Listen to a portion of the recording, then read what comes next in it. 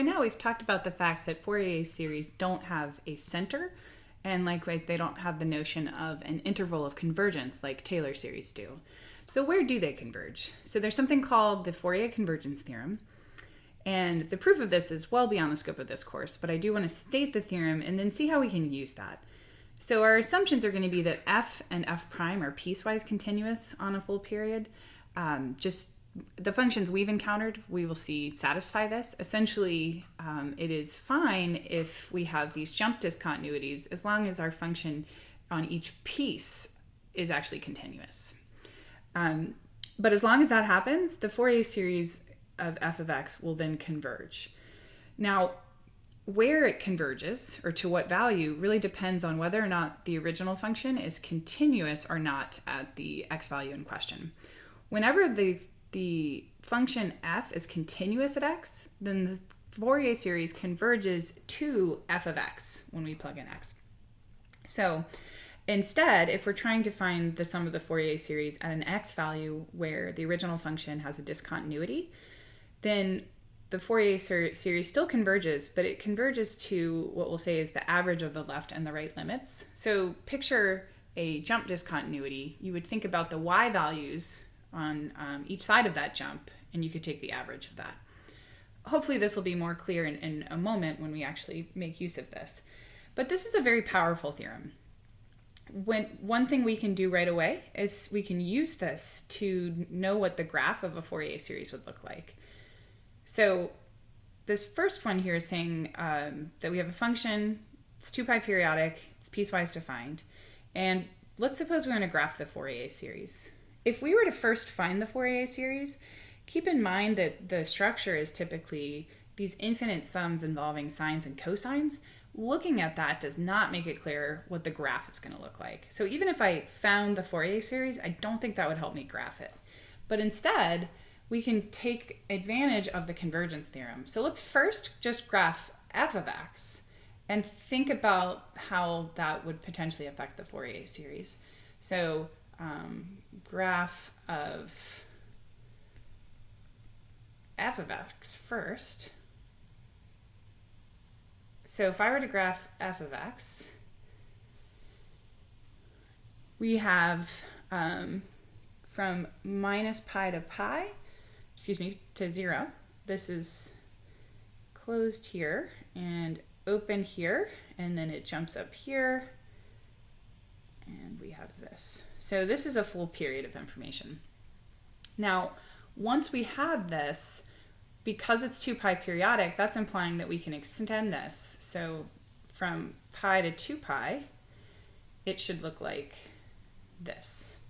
And from minus 2 pi to minus pi, it should come back up here. And we could extend this however far we needed to. But this is the graph of f of x. Now, if I want to graph the Fourier series, I just need to pay attention to any discontinuities. So the graph of the Fourier series is actually going to look very similar to the graph that I've drawn here. So let's set up my axes.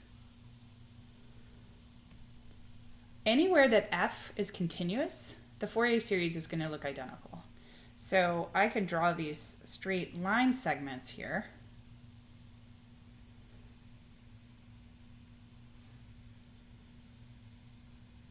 So this would be minus pi, minus 2 pi, pi, and 2 pi.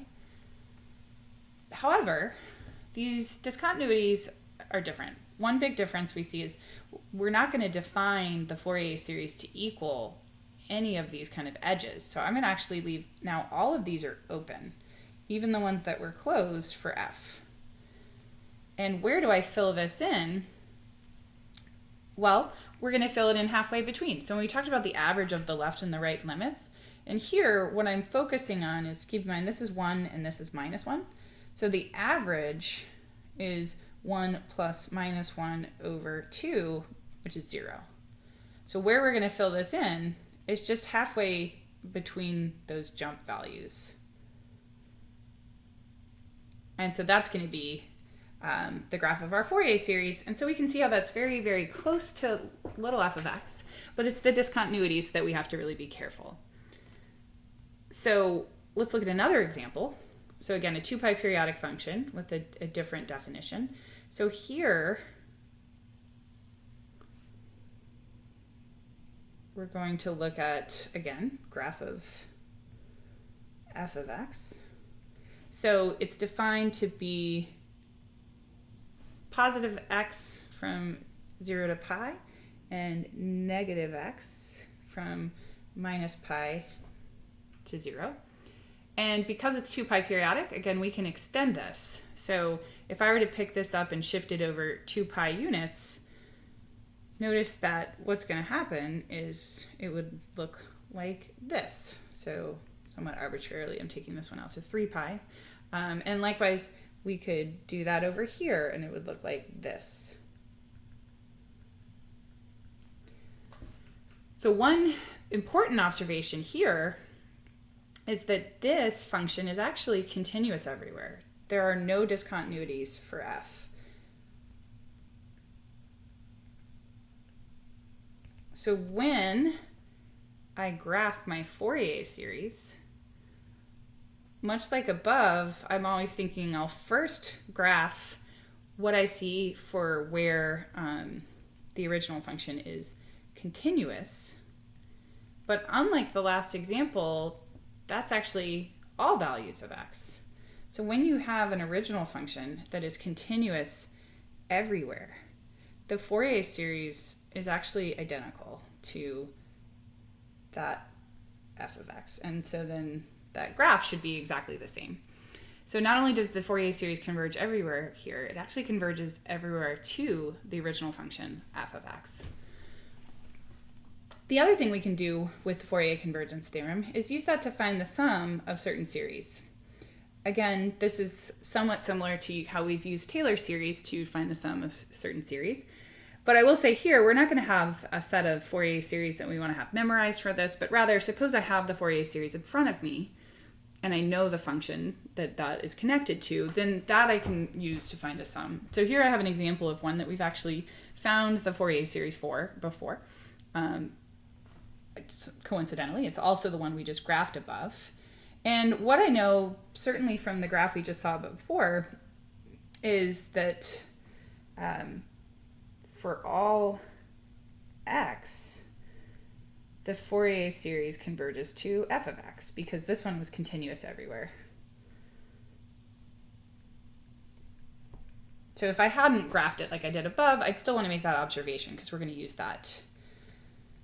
So that means, for instance, if you plug in x equals 2, where is x? The only x is over here. To your Fourier series, we know the sum of it would be what we get when we plug in x equals 2 to the function f. And again, I can replace 2 with anything I'd like. Now what we want to find is we want to find the sum of this series we have here.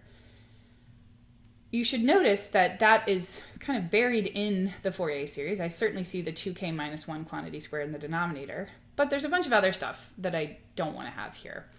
So at this stage, what I want to think about is what x value could I plug in? Again, here's x. Let me use a different color. What x value do I want to plug in to my Fourier series so that it would make that sum kind of stand out more? One thing that stands out to me here is that there's no cosine term in that sum that I'm trying to find. So this really becomes a question of what value of x could I plug into cosine so that it becomes the multiplicative identity, which is 1.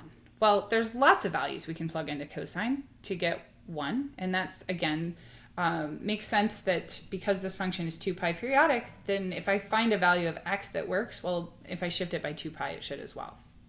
Now, often just kind of focusing on values maybe within the original interval from minus pi to pi, I know that if I plug in x equals 0 to cosine, I will get 1. So what I know is cosine of 0 is 1. I would like to take advantage of that. So what I'm going to do here is plug in x equals 0 to the Fourier series. So if I do that, That's going to give me pi over 2 plus the sum from k equals 1 to infinity of negative 4 over pi times the quantity 2 minus 1 squared times cosine of 2k minus 1 times 0.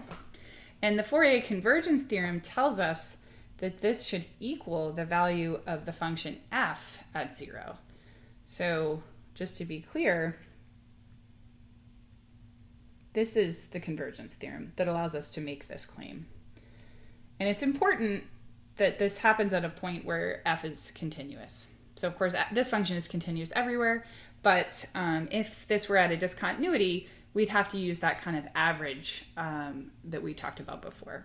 So we have these two are equal. Now I can go back to my function definition up here, or my graph that we actually did above, and notice that f of 0 is actually equal to 0.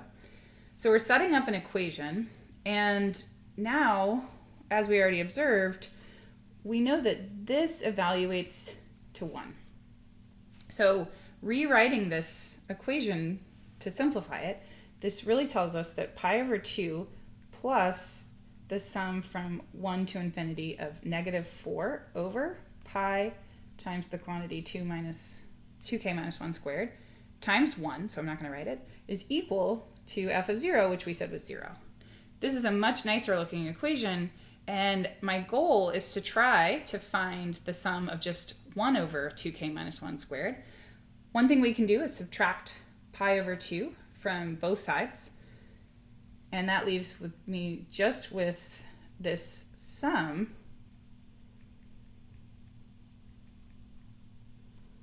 and now it's equal to minus pi over 2. And the only thing that's preventing me from writing this just as exactly the sum that I want is this minus 4 in the numerator and the pi in the denominator. But we know that we can bring multiplicative constants outside of the sum. So I could rewrite this as negative 4 over pi times the desired sum is equal to negative pi over 2. And so we can multiply both sides here by negative pi over 4. That's going to leave on the left-hand side the sum that we're trying to find. And on the right-hand side, I'll have negative pi times negative pi, which is positive, pi squared, over 4 times 2, or 8.